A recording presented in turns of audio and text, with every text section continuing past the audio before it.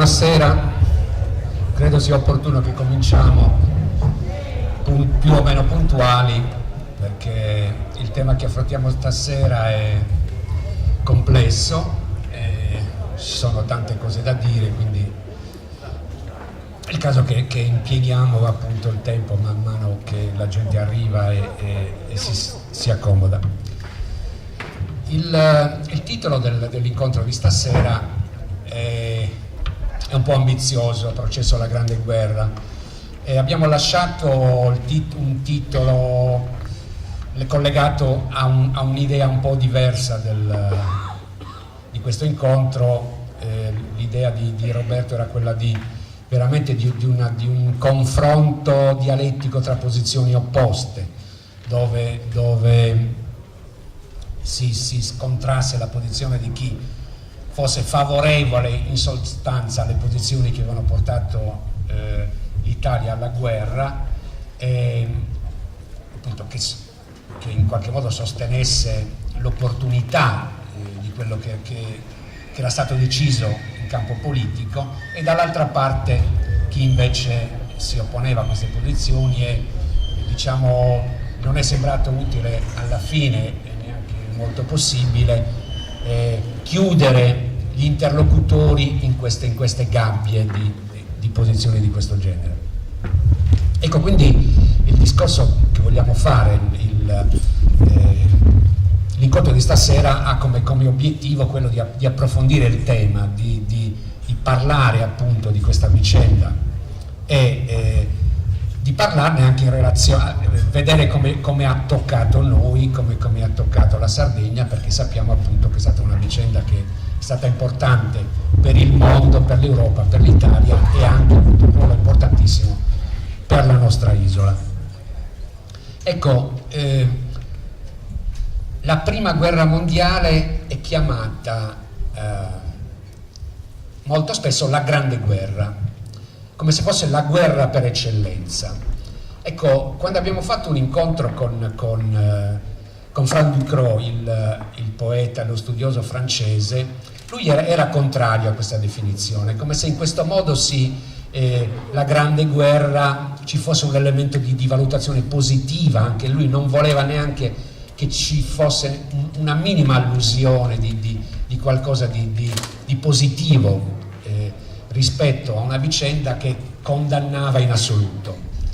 Invece a me è un termine che piace, questa della Grande Guerra, perché lo considero dal punto di vista della valutazione morale sostanzialmente neutro, e dall'altra parte però definisce l'importanza di questo avvenimento, che ha assolutamente un ruolo cruciale nella storia del Novecento.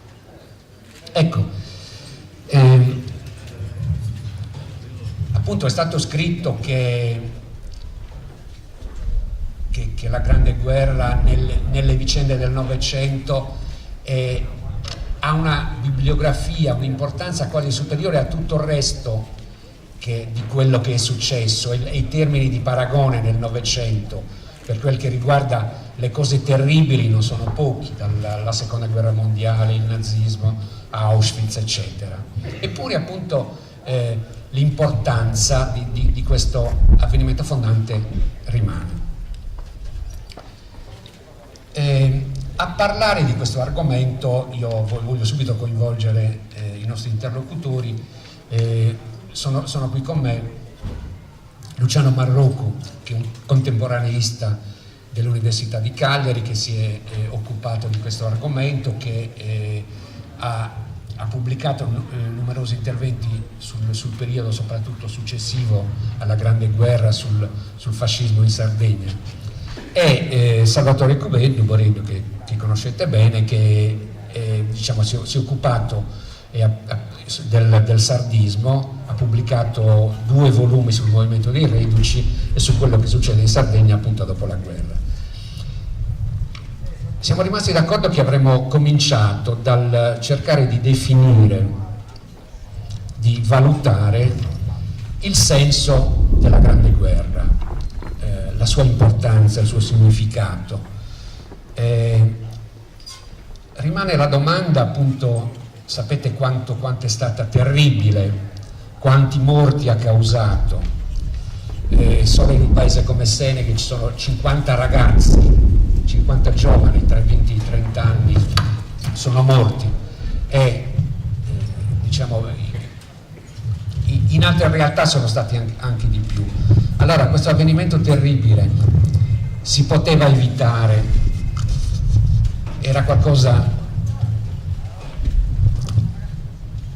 di inevitabile in sostanza nel processo della storia. Questo lo chiedo a Lucia. Fu,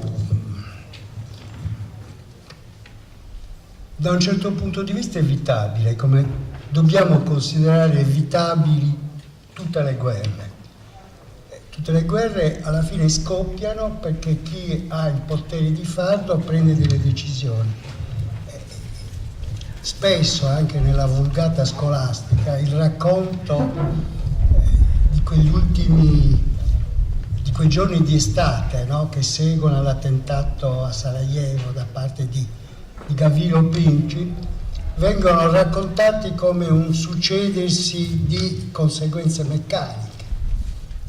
In realtà così non fu, furono una serie di decisioni prese tutte a un certo livello nel complesso non più di un centinaio di persone, tra capi di Stato, ministri, teste coronate, capi di Stato maggiore, ognuno dei quali poteva dire e fare cose diverse da quelle che fece, e invece scelse la guerra. Non c'era poi in particolare di quella guerra, ancora a pochi mesi dal momento in cui scoppiò, non era ben chiaro quale fosse la ragione di quella guerra, se non genericamente il fatto che il sistema delle relazioni internazionali basati su conflitti non sufficientemente sanati aveva come soluzione logica, secondo una certa logica, che era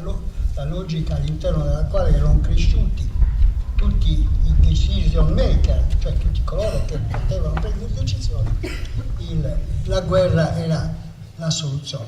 Nessuna guerra è inevitabile. Nel 1939, nei giorni dell'estate che precedono, nei giorni di agosto che precedono quel 1° settembre in cui i carri armati tedeschi varcano la frontiera polacca, no? Ci furono uomini e donne che andarono sino a Berlino a parlare con Hitler, uomini e donne che successivamente furono addirittura irrisi, perché la soluzione accettata a quel punto era che l'unico modo per fermare Hitler era la guerra, e questa presa di posizione poi sarebbe giustamente stata considerata come un elemento di salvezza per il mondo, visto poi anche gli sviluppi di quella guerra, visto gli sviluppi del nazismo. Eppure uno di questi personaggi era George Lansbury, che è stato segretario del Partito Laburista sino al 1935, e che è assaltato dalla segreteria del partito appunto perché aveva difeso sino all'ultimo la linea che era stata del Partito Laburista sino a loro, che era quello sostanzialmente del disarmo, del continuare le trattative con Hitler, e poi le cose erano andate diversamente. Per certi aspetti possiamo dire, i coraggiosi che hanno deciso la guerra contro Hitler hanno, in un certo senso, salvato il mondo. Eppure c'è qualcosa di straordinario, di commovente di questo vecchio politico, no? Che va a Berlino, si umilia ad andare a Berlino, quasi a inginocchiarsi di fronte a un personaggio come Hitler, chiedendogli la pace. Ecco, sono comunque queste figure, questi momenti, una testimonianza di un fatto che dovrebbe essere scritto nelle nostre Costituzioni, nei nostri statuti, sulla Carta delle Nazioni Unite, che le guerre sono tutte evitabili sino all'ultimo momento. questa è una parte della mia considerazione a proposito di evitabilità, non evitabilità, perché per certi aspetti effettivamente quella guerra era inevitabile proprio perché le persone che poi presero le decisioni della guerra, no? I ministri, i capi di Stato, le teste colorate, i capi di Stato Maggiore, no? Erano cresciuti, si erano formati all'idea che la guerra non fosse quello che era, fosse uno strumento per l'affermazione della potenza, ma non fosse ciò che stroncava, creava sofferenza, morte, distruzione. Rispetto a questo esito della guerra, che è sempre l'esito della guerra, erano assolutamente irresponsabili. No. Quindi, dato quel sistema di potere, non dato il sistema delle relazioni internazionali, ma dato quel sistema di potere, quella guerra era inevitabile. Se noi, voglio dire, forse l'unico paese che in qualche modo forse avrebbe evitato di entrare in guerra fu la Gran Bretagna, che entrò in guerra quando la Germania aveva occupato il Belgio, e anche qua scattava un meccanismo antico per cui l'Inghilterra non poteva minimamente sopportare che nella costa europea, di fronte alle bianche scogliere di Dover, ci fosse un esercito pronto all'invasione. Ecco, ma anche qua scatta un meccanismo irriflessivo di quale sia la guerra, e non c'è una giustificazione nel fatto che ancora non si conosceva il potenziale di distruzione e di morte della guerra meccanizzata moderna, perché poi se noi guardiamo a cos'era stato non solamente ben circa 40 anni, anzi mezzo secolo prima, la guerra civile americana, c'erano tutti gli elementi per capire che cosa poteva diventare quella guerra, ma nella considerazione, no, dei decisori questo non fu mai presente. Furono presenti considerazioni di opportunità, valutazioni sul fatto che quella guerra si poteva vincere o perdere, ma non c'è, almeno per quello che conosco io, nelle carte diplomatiche, nei dispacci che si mandano le cancellerie, mai questo argomento. Stiamo attenti a fare questo passo, perché questo passo porterà a queste conseguenze. D'altra parte, l'irresponsabilità di una parte di questa elite dirigente, capi stati maggiori, verrà fuori quando scoppia la guerra. Che tipo di guerra conducono? Cioè, siamo a 100 anni dalla battaglia della Somme. 100 anni fa, in settembre, la battaglia della Somme non era ancora finita, sarebbe finita a novembre, era iniziata il 1° luglio. La battaglia della Somme si svolge su una fettuccia di terra di pochi chilometri, lunga pochi chilometri e larga qualche centinaio di metri. In questo come dire, fettuccia di terra, no? Il primo giorno di guerra, solo a considerare l'armata inglese, il corpo di spedizione britannico che lancia la prima offensiva, muoiono 19.534 persone in un giorno solo. Ecco, ovviamente la morte di massa così organizzata è frutto di non solo di una concezione della guerra, ma è frutto di una filosofia, no? Di una concezione del mondo che non tiene minimamente in considerazione del fatto che gli uomini muoiono, e possono morire tra atroci sofferenze, e possono morire anche per cause che non meritano assolutamente nulla. Luciano, io volevo a questo punto in qualche modo interromperti per chiedere a Boreddu appunto di sviluppare il discorso che tu hai appena portato a questo punto, e cioè si chiede a una generazione intera di sacrificarsi. Io ogni anno, tu sei stato sindaco, hai hai partecipato alle celebrazioni del 4 novembre. Io fatico ancora a capire che cosa c'è da festeggiare il 4 novembre, cioè in nome di che cosa si chiedeva a questi di sacrificarsi, e in nome di che cosa si può dire che è stato giusto che loro morissero, come sembra che si continui a ripetere ogni anno. Quali sono le motivazioni che giustificherebbero la fedeltà al re, la nazione, la patria, come veniva giustificato e come si può ancora oggi invece guardare questi fatti? Intanto bisogna dire che l'Italia è entrata l'anno dopo. I dati della guerra sono in fondo il caso che chi non avesse brevissimamente. La guerra scoppia alla fine del luglio del 14 con la dichiarazione di guerra dell'Austria alla Serbia.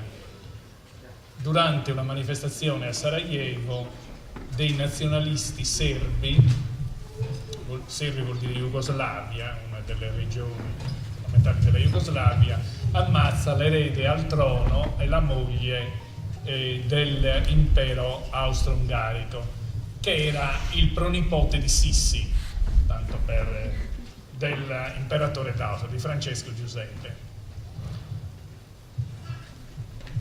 Nell'arco di un mese si concretizzano le alleanze. L'Italia era alleata dell'imperatore d'Austria, di Francesco Giuseppe, e dell'imperatore di Germania. Però c'era una clausola per cui se loro attaccavano per primi poteva ritirarsi, e l'Italia non prende una decisione.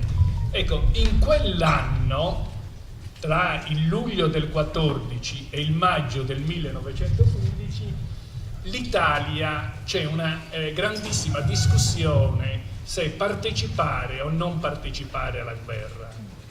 I nemici della partecipazione alla guerra sono la Chiesa Cattolica, Benedetto XV, la famosa frase: con la guerra tutto è perduto, con la pace si può salvare ancora qualcosa, e l'altro il socialismo, cioè le organizzazioni a carattere universale, cioè la Chiesa Cattolica e coloro che avevano l'internazionalismo proletario, cioè il movimento socialista, erano contrari al nazionalismo.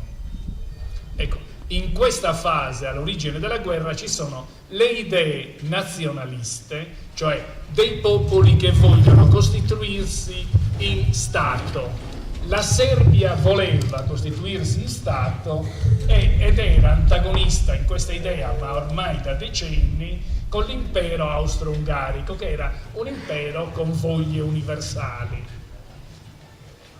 Quindi lo scontro poi avveniva per alleanze. La Serbia era alleata con l'Inghilterra, l'Inghilterra era alleata con la Francia, e lì si giocava una grossa partita nei confronti dell'espansionismo tedesco. Questo per capire chi erano in campo.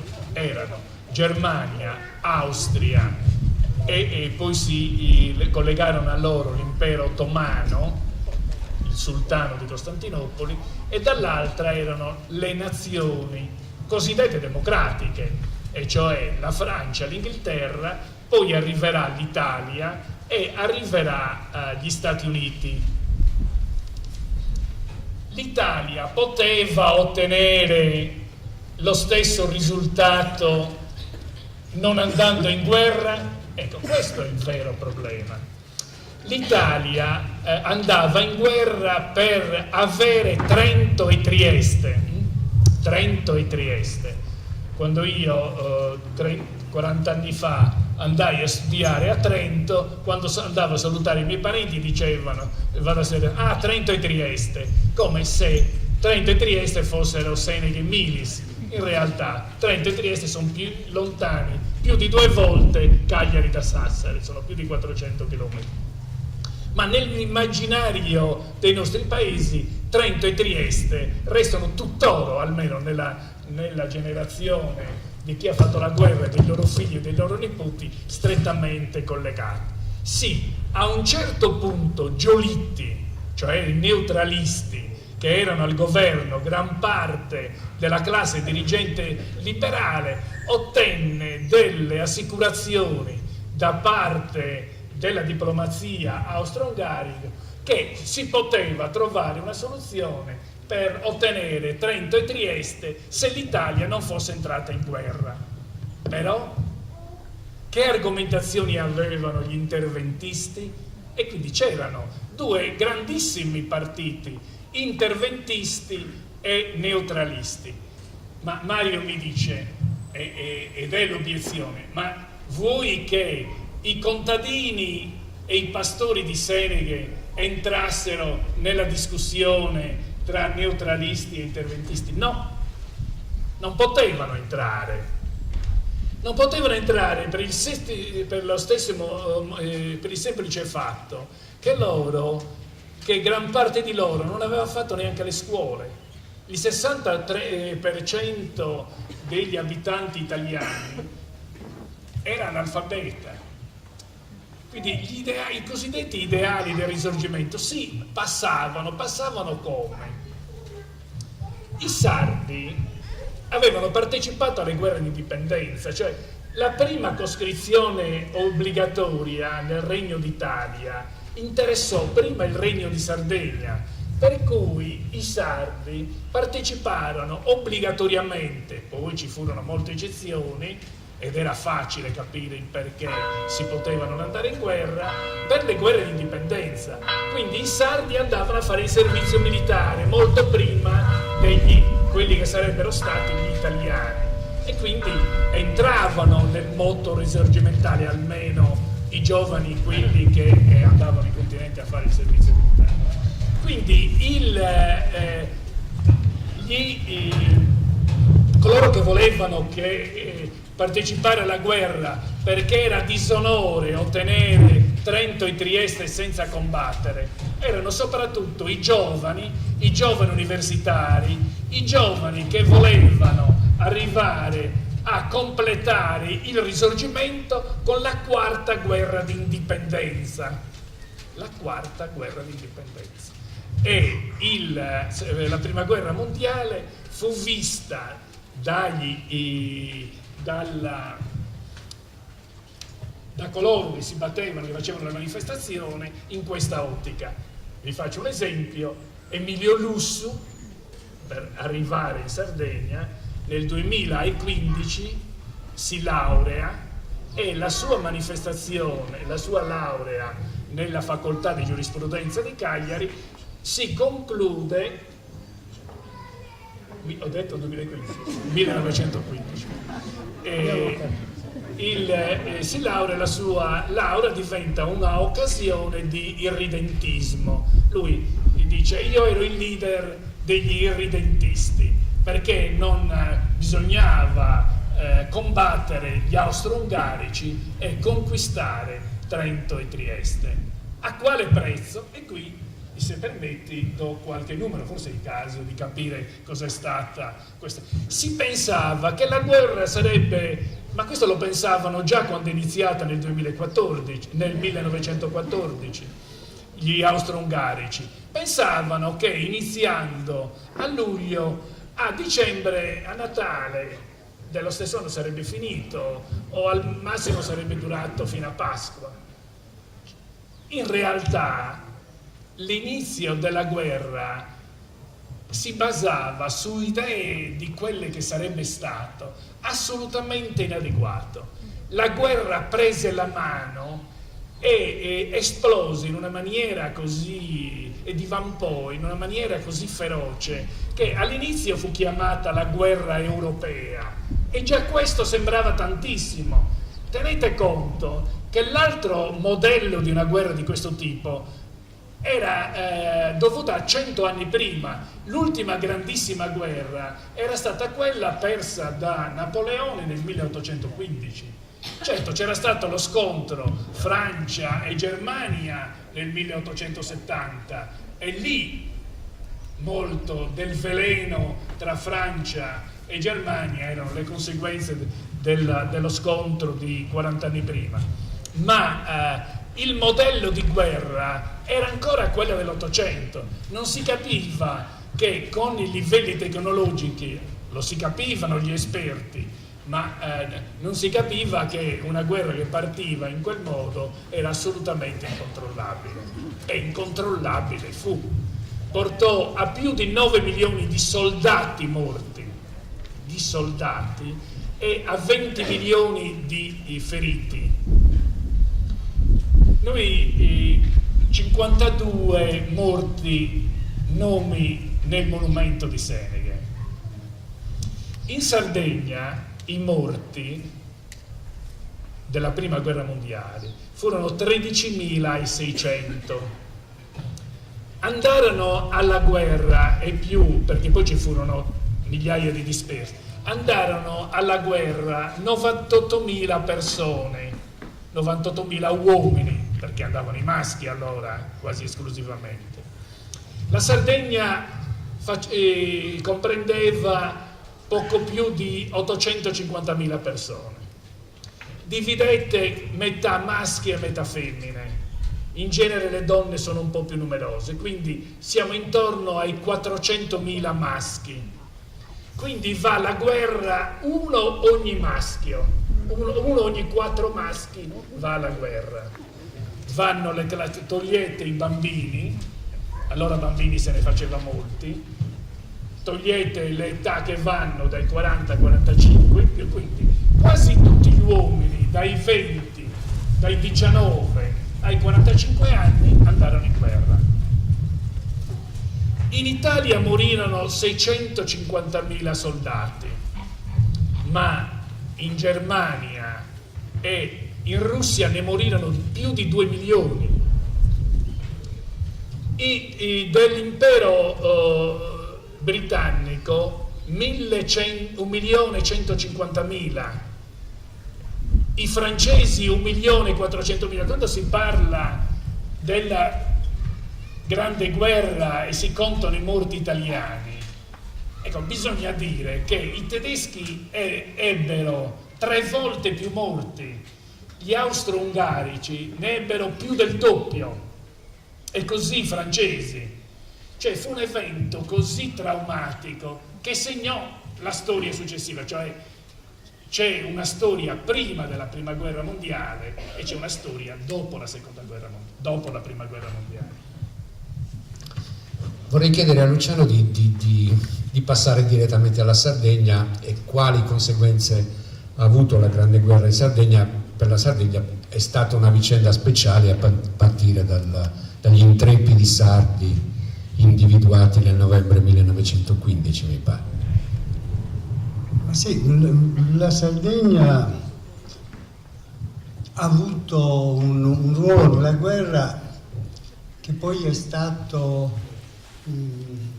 come dire, in qualche modo non enfatizzato, ma insomma è stato esaltato dal dopoguerra sardo, dal fatto che dalla guerra nasce il Partito Sardo d'Azione.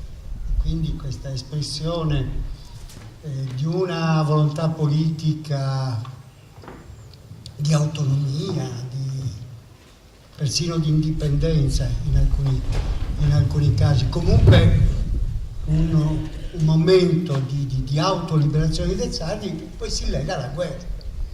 Questo nesso è innegabile, perché però ecco, vorrei precisare che nulla, anche per chi sottolinea questo rapporto tra sardismo politico e guerra, non sottrae la guerra al tipo di giudizio, perché di questo si tratta. Non stiamo facendo il processo, però insomma io almeno la penso così. Fu un disastro dell'umanità per molti aspetti paragonabile a quello che sarebbe stato circa 20 anni dopo la Shoah. Siamo a questi livelli, no? Cioè un'espressione proprio della malvagità umana, non riesco a trovare altre parole. Detto questo, di fronte a un avvenimento di questa portata, ora siamo chiamati non solo a fare la conta dei morti, cosa che bisognerebbe sempre fare, ma siamo chiamati a capire, e le domande che ci poniamo sono tante, sono diverse. Io ne voglio porre alcune, no? Rispondendo a Mario, la Sardegna, come entra la Sardegna nella guerra? La Sardegna entra nella guerra con le manifestazioni che si succedono a Cagliari soprattutto, ma anche a Sassari, a cui partecipano soprattutto giovani studenti universitari che vogliono la guerra. Emilio Lussu, neolaureato con una tesi su Karl Marx, manifesta perché vuole la guerra. A Torino Antonio Gramsci, socialista, in un momento in cui sta abbandonando praticamente gli studi per fare quello che farà, il rivoluzionario di professione, e che si sta formando come una delle teste più acute del socialismo torinese e un giornalista di grandissimo talento, scrive un articolo sull'Avanti in cui non dico che dà ragione a Mussolini, che viene costretto ad abbandonare la direzione dell'Avanti appunto perché scrive che l'Italia deve passare dalla neutralità passiva alla neutralità attiva operante, cioè deve entrare in guerra. Mussolini viene cacciato dal Partito Socialista, che ha una posizione diversa in questo momento. Gramsci scrive un articolo in cui è possibilista, perlomeno. Ora non entriamo in discussioni filologiche, e non si tratta tanto di mettere chissà come una sorta di critica nei confronti di Gramsci, ma si tratta di capire qual è la motivazione per cui due giovani di cuore e di testa come Emilio Lussu e Antonio Gramsci in quella primavera del 1915 vogliono, in misura diversa, Emilio Lussu e Gramsci ha una posizione abbastanza diversa, comunque Emilio Lussu vuole la guerra. C'è una canzone di De Gregori che io considero sempre una sorta di storico, mica tanto dilettante, perché quando scrive ad esempio canzoni di emigrazione c'è una sua interpretazione sull'emigrazione, è quella bellissima canzone dove si parla appunto di soldati nella prima guerra mondiale, si dice che la guerra è bella anche se fa male.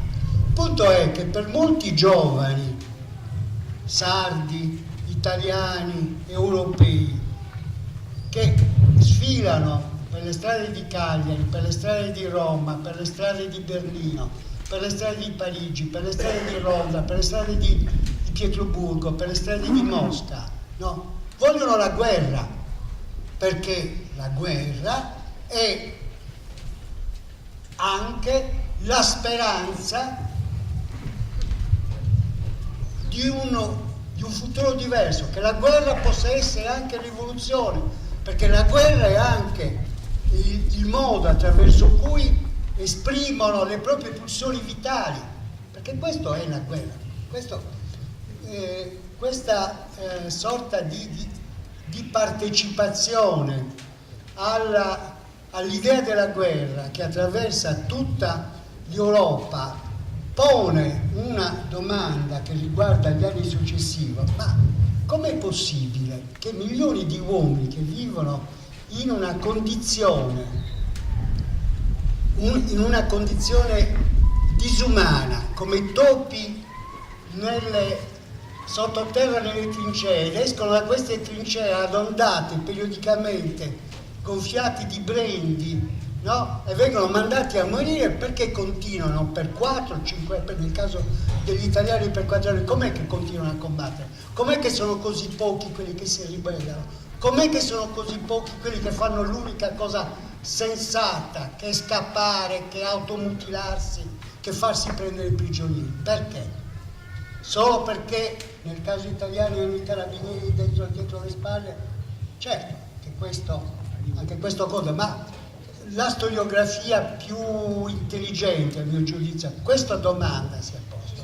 E a questa domanda del perché gli eserciti continuino a stare in piedi e quelli che perderanno la guerra, prima i russi nel 1917, poi i tedeschi nel novembre del 1918, la perdono per il semplice fatto che a un certo punto i soldati non combattono più, e questo è l'unico modo in cui quella guerra poteva finire, no? Con la vittoria di qualcuno. Chi resisteva di più in quella condizione di massacro. E non è che i reparti in cui si moriva di più fossero quelli più propensi al disfattismo o alla critica, alle manifestazioni nei confronti della guerra. No, perché anzi il clima, il contesto del combattimento creava prima di tutto quella che è stata chiamata la comunità di trincea, cioè un senso di fratellanza,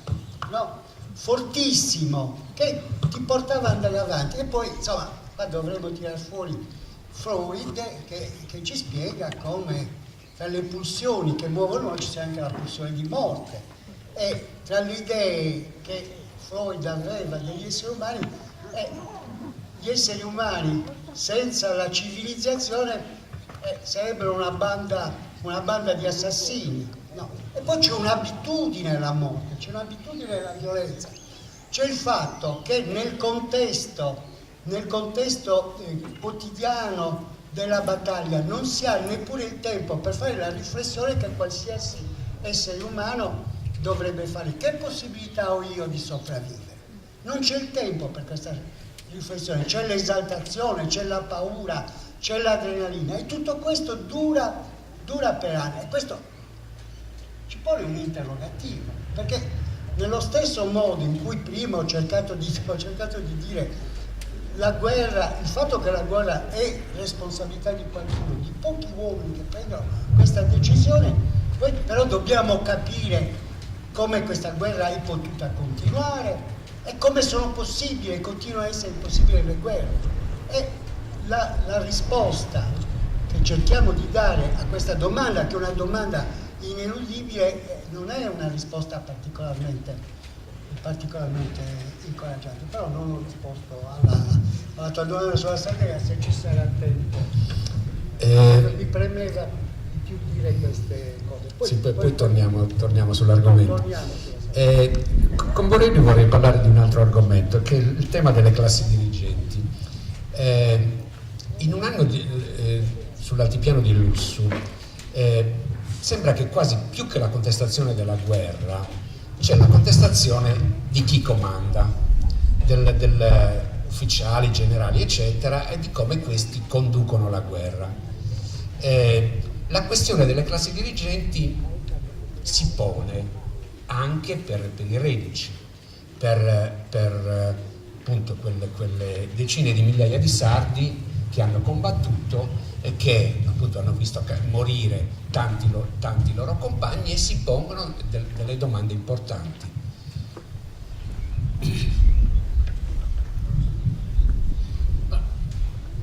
Facendo un salto logico e passando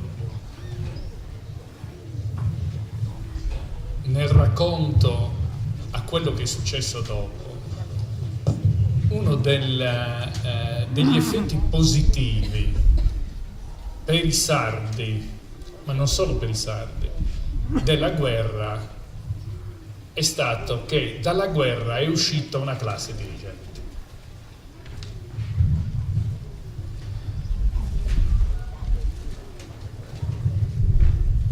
Quando è finita la guerra e sono tornati a casa, un po' mi secca affrontare già questo problema, perché mi sembra di capire che le informazioni che noi dobbiamo dare oggi qui siano preparatorie alla logica in cui sta lavorando il festival, e cioè alla musica di stasera e al racconto di stasera. Se stasera, come ho letto nel programma, si parlerà di un anno sull'altipiano e di musiche che interpretano la guerra, sarebbe più interessante spiegare la guerra. Per cui io amerei fermarmi su che cosa succedeva nella guerra, in che modo i sardi si rapportavano tra di loro. Tu a me prima hai chiesto di rispondere su come era possibile che questi giovani accettassero di andare a farsi ammazzare.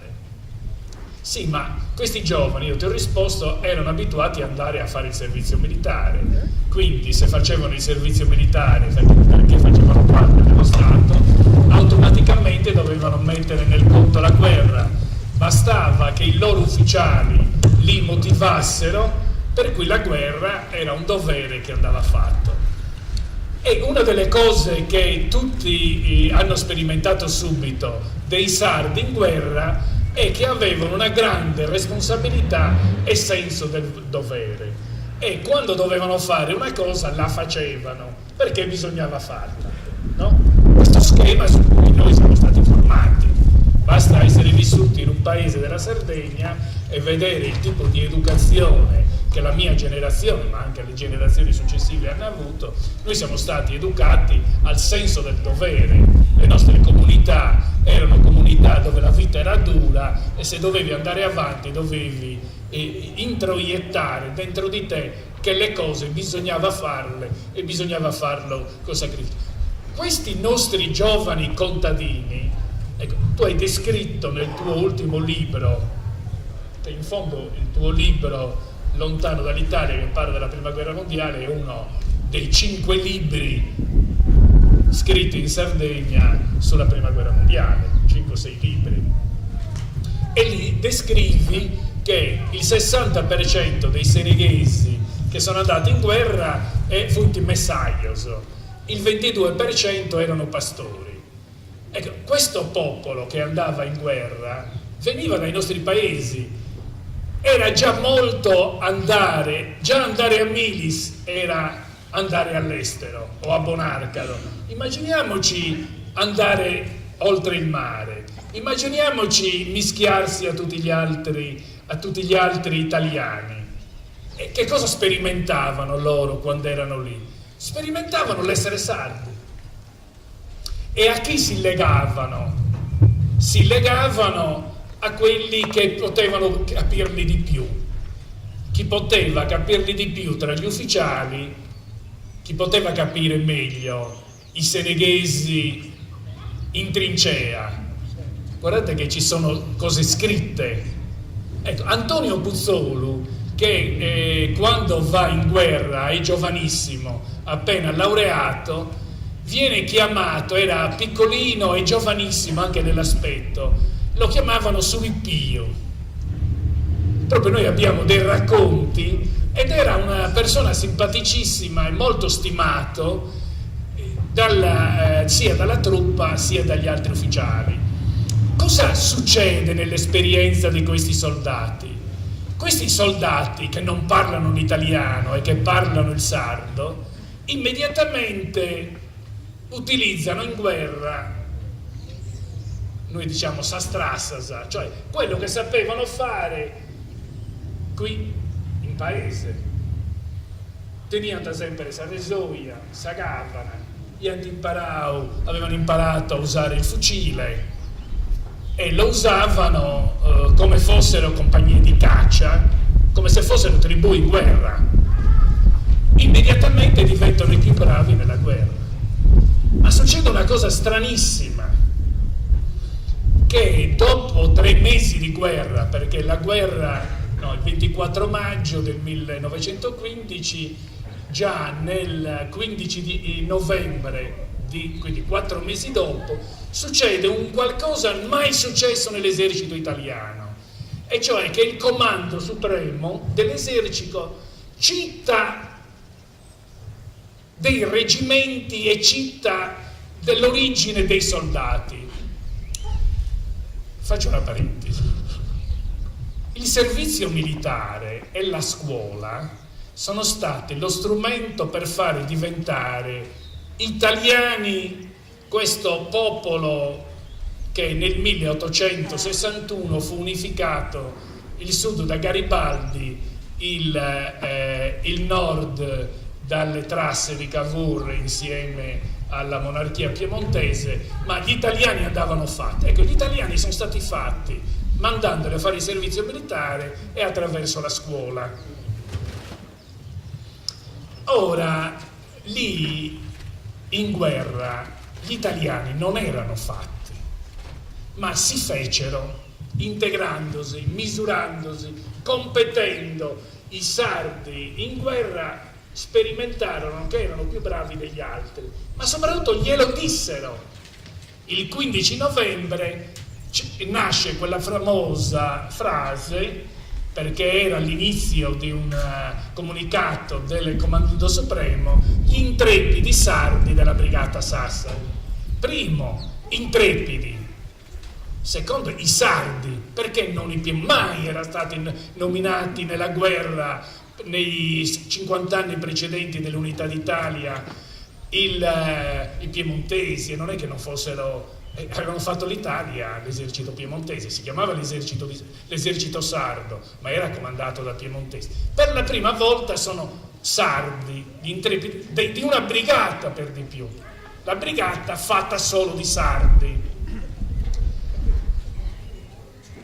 Gli alti comandi ci marciarono quando capirono che i sardi erano bravi a tagliare gole, oltre che a sparare, incentivarono questo meccanismo con i complimenti, con gli articoli e lo stupore dei giornalisti, dei grandi giornali italiani, ovviamente ripresi dai giornali sardi, che anche allora erano l'Unione Sarda e la Nuova Sardegna, che non avevano inviati speciali al fronte e quindi prendevano le informazioni dall'agenzia Stefani, e fu una sorpresa generale, anche per un motivo.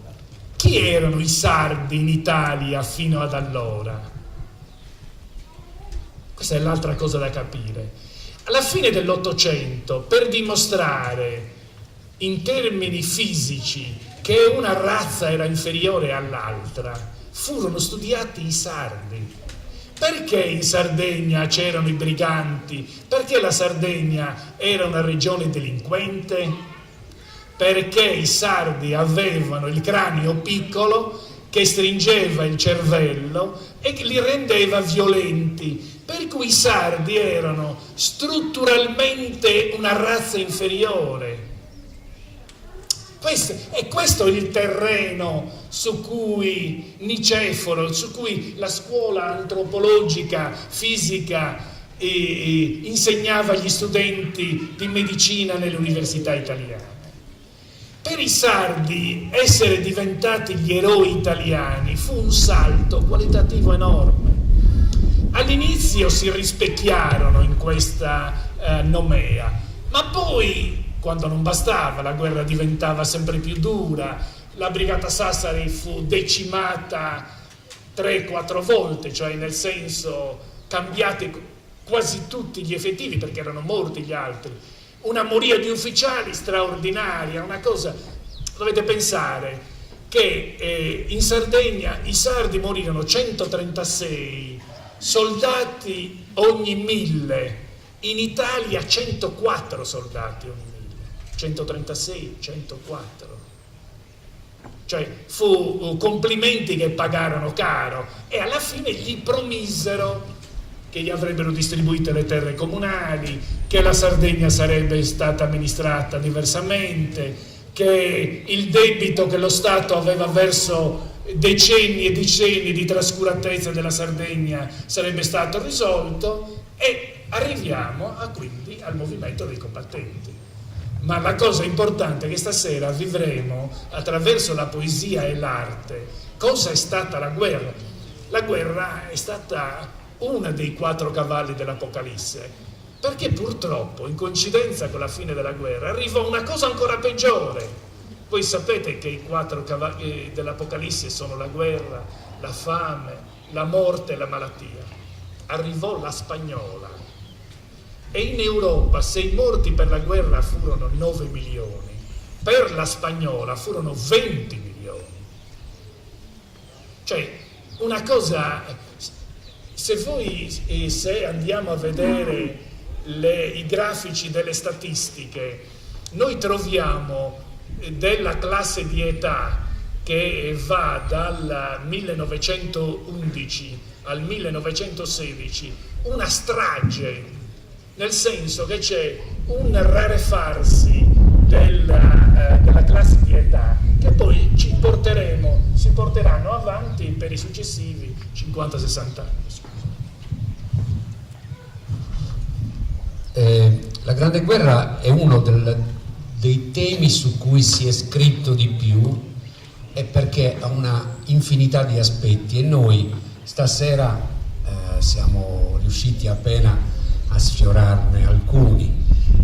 La Grande Guerra è anche forse la guerra più letteraria che ci sia, perché vi hanno partecipato poeti, romanzieri, e poi è stata raccontata in tantissime nazioni da tantissimi scrittori.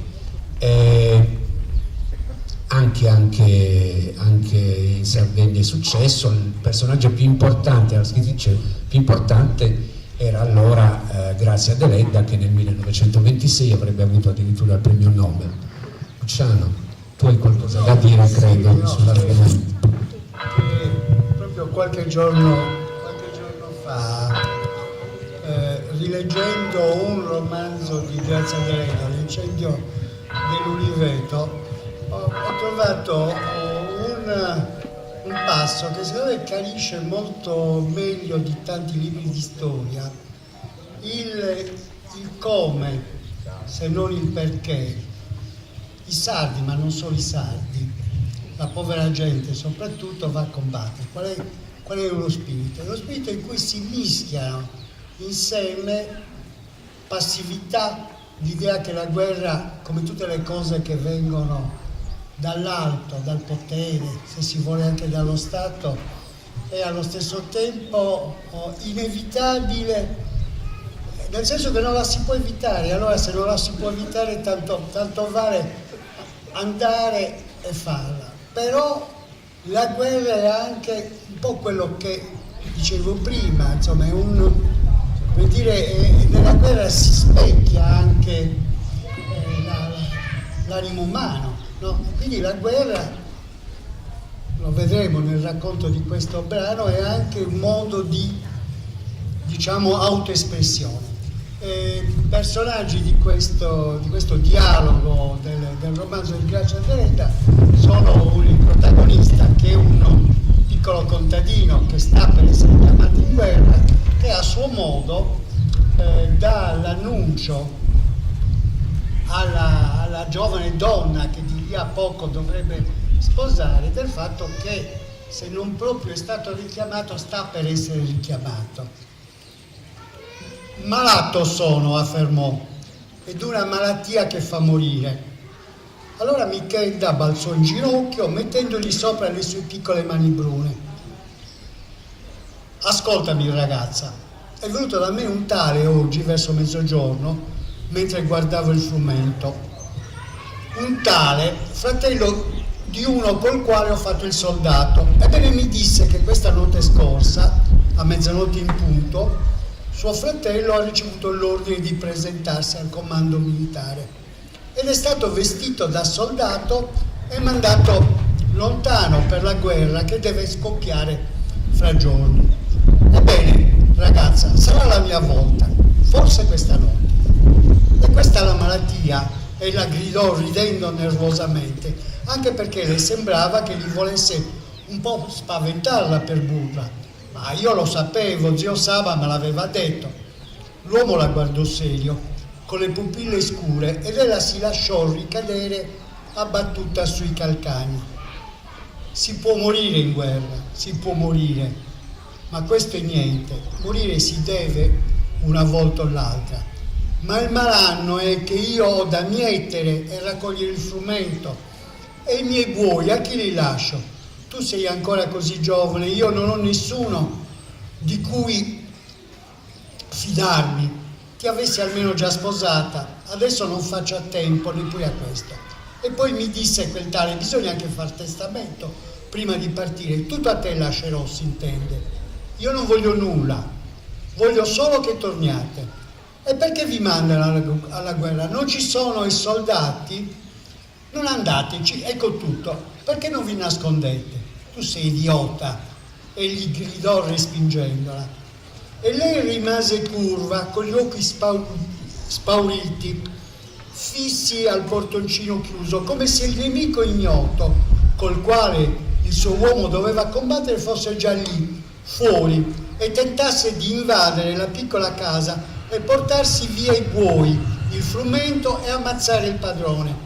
Ma in fondo le rimaneva la lampada della vita, la speranza. Non tutti muoiono in guerra. Vi ricordate zio Saba? È tornato con una gamba di legno, ma è tornato. È svelto ancora. E voi siete più svelto di zio Saba. Vi salverete. Ne avete passate tante. Anche lui era certo di salvarsi. Ne aveva passate tante nella sua rude vita da contadino. E si era salvato sempre dai nemici, dai ladri, dai banditi, dalle insolazioni, dalla malaria, dal fulmine e dalla tarantola. Perché non doveva salvarsi dalla guerra? Aveva anche una medaglia di Sant'Elena che preserva dalle fucilate. Bastava tenerla sempre dalla parte del cuore. E poi aveva il suo coraggio, la sua agilità. Digrignò i denti. Lo voglio masticare come carne di cane il nemico. Mi vuole e mi avrà.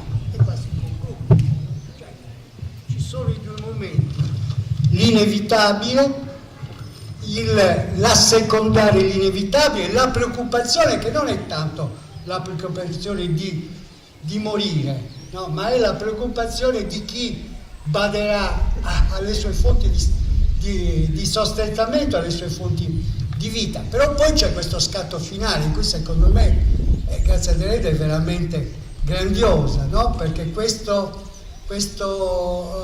dialogo, che potrebbe essere benissimo un manifesto del pacifismo, una illustrazione perfetta del perché non bisogna andare alla guerra, si conclude con il protagonista di questo manifesto pacifista che del nemico ne vuole fare carne di cane, se la vuole masticare, cioè è, come dire, una forma della stessa valentia, no?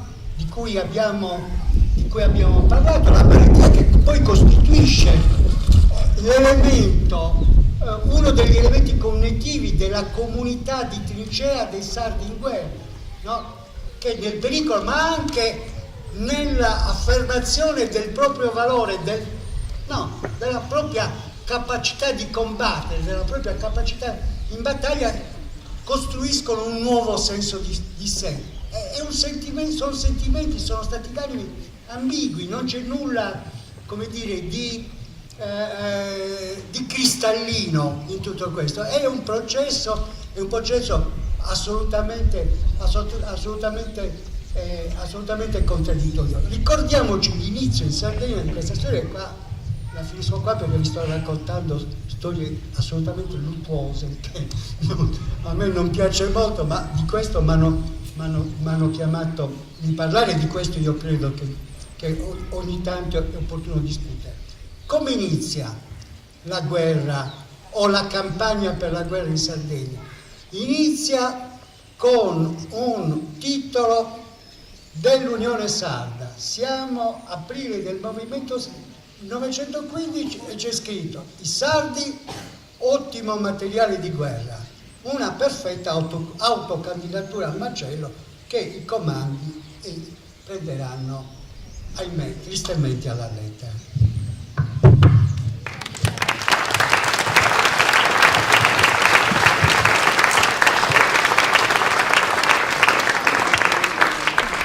intervento conclusivo, Boredio, non so se vuoi restare sul tema Brigata Sassari, sciogliete la brigata o come vorrai concludere. Ma direi che c'è un famoso storico, Eric Hobsbawm, che sostiene la tesi che in realtà non esiste una prima e una seconda guerra mondiale, ma ne esista una sola, iniziata nel 1914 e finita nel 1945, cioè una guerra di 30 anni. Gli effetti di questa guerra lo si vede soprattutto in due stati, in Italia e in Germania. Addirittura in Italia neanche si smette di stare in divisa, perché con la vittoria del fascismo immediatamente il fascio mette in divisa i suoi funzionari e i suoi iscritti. Lo stesso succederà qualche decennio dopo in Germania. La politica con la guerra si militarizza e avremo 2 guerre mondiali. In Sardegna l'effetto guerra è diverso. Io titolerei questo mio ultimo intervento: la storia della Sardegna non coincide con la storia d'Italia. Gli ex-combattenti sardi che hanno fatto l'esperienza della guerra ne hanno una pessima opinione della guerra. Sono disgustati addirittura delle celebrazioni nei loro confronti. La Brigata Sassari si tinge talmente di gloria che agli alti comandi gli viene in mente di mandarli a Torino quando vengono occupate le fabbriche. Tant'è che Gramsci volantinava, e questo successe per qualche mese. Poi furono gli ex ufficiali della Brigata Sassari che si impuntarono e chiesero di ritirare, di sciogliere la Brigata Sassari, perché la Brigata Sassari era costituita per combattere contro gli austro-ungarici, per fare la guerra, non per attaccare gli operai nelle città. Non fu sciolta la Brigata Sassari, però fu ritirata da Torino. Ma la strada che questi nostri compatrioti sardi intesero seguire era una strada di cambiamento radicale dell'Italia, di fare dell'Italia un popolo organizzato diversamente, di organizzare lo Stato italiano in forma federale. Adesso da qualche anno non se ne parla più, ma 5-6 anni fa se ne parlava. Ecco, l'idea di organizzare l'Italia in forma federale era nata in Sardegna nell'Ottocento, ma viene riproposta in un congresso a Oristano nel gennaio 1922, in un congresso al termine del quale diventano capi degli ex combattenti 2 seneghesi che si fanno portatori della proposta di un'Italia federale. E siccome gli ex combattenti italiani non ci seguivano su questa linea, allora dalla Sardegna fu fondato il partito molisano d'azione, il partito piemontese d'azione nelle varie regioni italiane, a partire dalla Sardegna, per fare in modo che l'Italia fosse un'Italia organizzata per regioni federali. Si costituirono queste, ma la storia andava in direzioni opposte. Il fascismo non poteva fare a meno dei combattenti, perché il fascismo si presentava come il rappresentante della vittoria di Vittorio Veneto, come pure non poteva fare a meno dai sardisti, non poteva fare a meno degli ufficiali della brigata Sassari, il fascismo, e giocò le sue carte. È una storia lunga, è una storia che i seneghesi conoscono perché ci abbiamo scritto dei libri, ne abbiamo ragionato tante volte, però la cosa che volevo tirar fuori è che da questa dolorosa vicenda della prima guerra mondiale i sardi impararono la lezione giusta, poi la forza delle cose ci lasciò indietro, ma quel seme, se non con noi, andrà avanti, perché era la scelta giusta.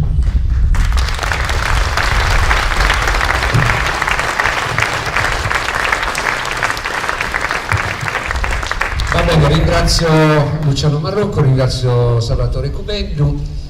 La serata prosegue alle 21 con l'appuntamento con Paolo Nori che legge la Svizzera. Alle 22:30 si tornerà in tema. Non abbiamo stasera ci verrà illustrato un po' anche il senso dello spettacolo di cui che è stato anticipato da Boreddu. Baracca e Epos presentano a rapporto concerto racconto ispirato a episodi tratti dai libri di Emilio Russo, Un anno sull'altipiano e Maccia su Roma e dintorni. È una prima nazionale, secondo me una cosa da non perdere, quindi vi diamo appuntamento qui alle 22:30, poi alle 24 l'appuntamento della Piazzetta di Sullare, il racconto della Buonanotte prevede un concerto con il gruppo Antifon, quindi ci vediamo più tardi.